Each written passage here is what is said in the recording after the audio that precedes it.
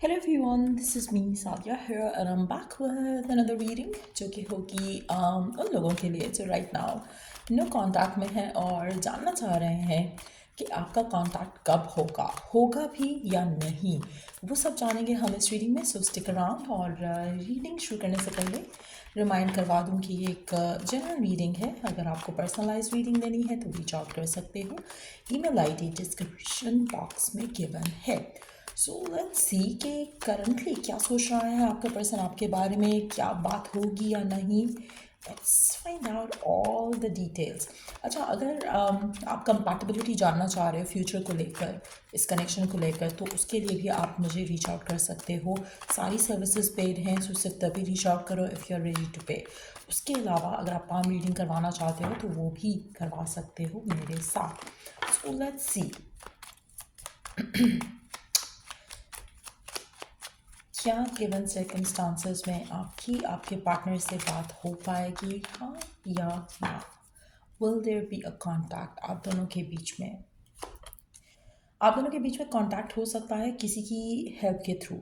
अच्छा, ये help physical help भी हो सकती है। ये भी पॉसिबल हो सकता है कि जैसे आपसे कोई बात करे और आपको कहे कि यार तुम्हें कांटेक्ट कर लेना चाहिए, या अगर तुम्हारी गलती थी तो तुम्हें अप्रोच करना चाहिए, ऐसे करके कुछ। ये उसके एंड से भी हो सकता है कि कोई इस तरह से भी इंटरवीन करे इन द सिचुएशन जहाँ पर उसको रियलाइज़ करवाए कि तुम्हारी मिस्टेक थी, तुम्हें कांटेक्ट करना चाहिए, तुम्हें बात करनी चाहिए, तुम्हें सॉर्ट आउट करना चाहिए।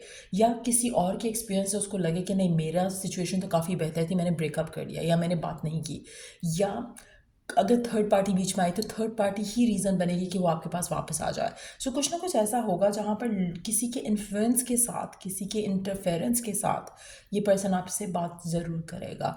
अम, हो सकता है कि इस पूरी सिचुएशन में जो आपकी पोजीशन है, जो भी करंटली चल रहा है, रीज़न जो है नो कांटेक्ट का, वो समहाउ पहले तो रीज़न बना कि आपका कांटेक्ट ख़त्म हो, लेकिन वही चीज़ें रीज़न बनेगी फिर से कांटेक्ट करने की भी।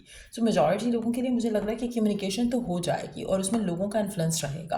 किसी ना किसी तरह से कुछ ना कुछ ऐसा होगा उसकी लाइफ में जो वो वापस गाइडेड बैक टू यू किया जाएगा। सो कहीं ना कहीं डिवाइन इंटरवीन करेगी किसी पर्सन को उसकी ज़िंदगी में लाकर, जिसके बाद वो आपके पास वापस आएगा।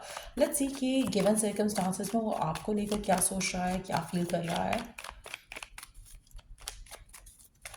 अभी हम टाइमिंग्स के लिए कार्ड सेपरेटली पुल आउट करेंगे कि कब तक वापस आएगा, बट लेट्स सी कि गिवन सर्कमस्टांसेस में नो कांटेक्ट में रहते हुए वो आपके लिए, इस कनेक्शन के लिए क्या सोच रहा है, क्या फील कर रहा है। गिवन सर्कमस्टांसेस में what is your person thinking and feeling. अच्छा, उसको लगता है कि आपके और उसके दरमियान में कुछ चीज़ें हैं जो सॉर्ट आउट नहीं हो सकती। ये फैमिली हो सकती है कि फैमिली नहीं मान रही, ये ऐसी चीज़ें हो सकती हैं जो कि उसको लगता है कि नो मैटर आप दोनों एक दूसरे को कितना चाहते हो, लेकिन कुछ ना कुछ बीच में रहेगा। आप दोनों का मिलन इज़ मुश्किल, आप दोनों का साथ इज़ मुश्किल, उसको ऐसा लगता है, उसको ऐसा फील होता है। तो कहीं ना कहीं कुछ ना कुछ उसके माइंड में रहता है कि आप दोनों के दरमियान में कुछ ना कुछ प्रॉब्लम रहेगी और सिचुएशन बेहतर नहीं हो सकती है। अगर वो बात करने की कोशिश भी करेगा तो भी सिचुएशन हल नहीं होगी। आप में से कुछ लोगों के लिए आपका पर्सन इमोशनली क्लोज्ड ऑफ करना चाह रहा है अपने आप को राइट नाउ आपको लेकर, क्योंकि उसको लगता है कि दिस इज़ द रियलिटी, तो मुझे एक्सेप्ट करना चाहिए कि ये रिलेशनशिप आगे नहीं बढ़ सकता, सिचुएशन नहीं बेहतर हो सकती। जो भी चीज़ें, जो भी लोग रास्ते में आ रहे हैं, उसको लगता है कि ये हैं रास्ते में, इसके साथ रिलेशनशिप आगे जाना मुश्किल है, इसलिए वो अपने आप को थोड़ा अनइमोशनली इन्वॉल्व रखता है इस कनेक्शन में। यानी कि इमोशनल नहीं होने देता, अपने आप को ओवरवेलम नहीं होने देता, अपने फीलिंग्स को, अपने इमोशंस को हावी नहीं होने देता खुद के ऊपर। तो ये वो रीज़न है जिसकी वजह से अभी तक वो कांटेक्ट नहीं कर पा रहा। उसको लग रहा है कि पॉसिबल ही नहीं है तो बात करने का क्या फ़ायदा। ये भी हो सकता है कि आप जो चीज़ डिमांड कर रहे हो, आप जो चीज़ डिज़ायर कर रहे हो, वो फ़िलहाल वो आपको नहीं दे सकता, और उसको लगता है कि अगर बात होगी तो ये चीज़ तो बीच में आएगी, so there is no point. तो कहीं ना कहीं कोई ऐसी चीज़ें हैं जो उसको रोक देती हैं कम्युनिकेट करने से ऑलरेडी। सो लेट्स सी कि आने वाले टाइम में क्या बनेगा इस रिलेशनशिप का। आने वाले टाइम में what is gonna happen, what is going to happen. आने वाले टाइम में what is going to happen, what will happen, what will happen. आने वाले टाइम में what is going to happen, क्या होने वाला है आने वाले टाइम में।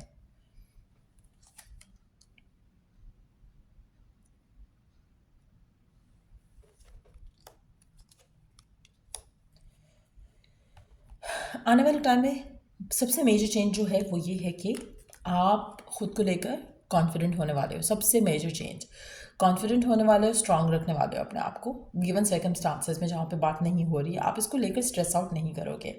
आप, हो सकता है आप में से कुछ लोग ऐसे हों जो गिव अप करने वाले हो जाए, इस लेवल तक का कॉन्फिडेंस रहेगा, इस लेवल तक का स्ट्रेंथ रहेगी कि आप इस कनेक्शन के बारे में ज़्यादा सोचोगे नहीं। आप सोचोगे कि ठीक है, नहीं वर्कआउट हुआ, इट्स ओके। सो आपकी पोजीशन मुझे यहाँ पे स्ट्रांग होती दिख रही है। पर्सन के जो इमोशनल ब्लॉकेजेस हैं वो मुझे टूटते हुए दिख रहे हैं। यहाँ पर ऐसा लग रहा है कि जो भी चीज़ें इसको रोक रही हैं, they are going to drain him और हर आउट। तो कहीं ना कहीं ये उन चीज़ों से इतना ज़्यादा इरिटेट हो जाएगा कि बहुत रोक लिया अपने आप को, बहुत समझा लिया अपने आप को, अब मुझे एक्शन लेना पड़ेगा। तो कहीं ना कहीं वो एक रीज़न होगा जिसके बाद ये पर्सन आपकी तरफ एक्शन लेगा। सो आपकी पोजीशन इस तरह से स्ट्रांग हो रही है कि आप इतना वरिड नहीं करोगे इस कनेक्शन को लेकर। आप सोचोगे कि आना होगा आ जाएगा, नहीं आया कोई बात नहीं। आपका attitude towards this person is going to be like this. तो सिचुएशन इस तरह से बेहतर हो जाएगी आपके लिए, क्योंकि आप मैग्नेट बन जाओगे टू व्हाट यू वांट। तो आपका फोकस खुद पे आ जाएगा। आपकी इंटेंशंस जो है कनेक्शन को लेकर वो ये रहेंगी कि आप चेज़ नहीं करोगे, आप ज़्यादा सोचोगे नहीं इस इंसान के बारे में। अगर आप ऑलरेडी इस एनर्जी में आ चुके हो जहाँ पर आप अपने आप को लेकर अच्छा फील कर रहे हो और आप ये सोच रहे हो कि होना होगा हो जाएगा, नहीं होना हुआ तो ना सही, कोई बात नहीं, कोई अच्छा आ जाएगा। आपका माइंडसेट टुवर्ड्स दिस पर्सन एक तरह से गिव अप कर चुके होगे। आप ज़्यादा सोचोगे नहीं कि बात हो रही है नहीं हो रही। अभी शायद आप इस पोजीशन में हो जहाँ पर शायद आप सोचते हो कि फ्यूचर क्या होगा, या आप इसलिए ये रीडिंग भी देख रहे हो। लेकिन आने वाले टाइम में चीज़ें बदलेंगी। आपको लगेगा कि नहीं, I am done, I am ready to have someone जिसके लिए मैं इम्पॉर्टेंट हूँ, जिसके लिए मैं एक एक ऐसा पर्सन हूँ जिसको छोड़ नहीं सकता किसी के लिए भी। तो वो जब आपके अंदर कॉन्फिडेंस होगा तब ये पर्सन आपकी तरफ एक्शन ले जाएगा। गिवन सर्कमस्टांसेस में टाइमिंग के लिए कार्ड्स देख लेते हैं कि कब तक ये पर्सन आपके लिए एक्शन लेगा, कब तक ये पॉसिबल हो पाएगा, कितना टाइम लग सकेगा इसको आपकी तरफ एक्शन लेने में। चाहे वो सिचुएशनल आंसर आता है, चाहे वो टाइम वाइज आंसर आता है। लेट्स सी कि कितना टाइम लग सकता है इसको आपकी तरफ एक्शन लेने में। नए साल के पहले महीने में चांसेस काफ़ी ज़्यादा स्ट्रांग हैं कि आपको इसकी तरफ से कोई कम्युनिकेशन आए, क्योंकि 8 हफ्ते from now onwards which is somehow in the beginning of the next year time। तो मेजॉरिटी लोगों के लिए मुझे लग रहा है कि जो इसका एक्शन होगा वो काफ़ी फुलफिलिंग भी होगा। खाली एक्शन नहीं लेगा, बल्कि आपके लिए जो आप चीज़ डिमांड कर रहे थे, वैल्यू जो आपकी है इसकी नज़र में वो बढ़ेगी। और आप जो चाह रहे थे इससे, वो हो सकता है कमिटमेंट हो सकता है कि एक्सप्रेशन ऑफ लव हो सकता है कि फैमिली से मिलाना हो। वो सारी चीज़ें जो आप चाह रहे हो इस कनेक्शन को लेकर, इस पर्सन को लेकर, वो ये पर्सन रेडी होगा to offer you, to give you in the connection. तो या ये थी रीडिंग आप लोगों की। अगर आपको इस रीडिंग से हेल्प मिला है तो लाइक शेयर सब्सक्राइब जरूर किया करो। Till I do the next read, take care, bye.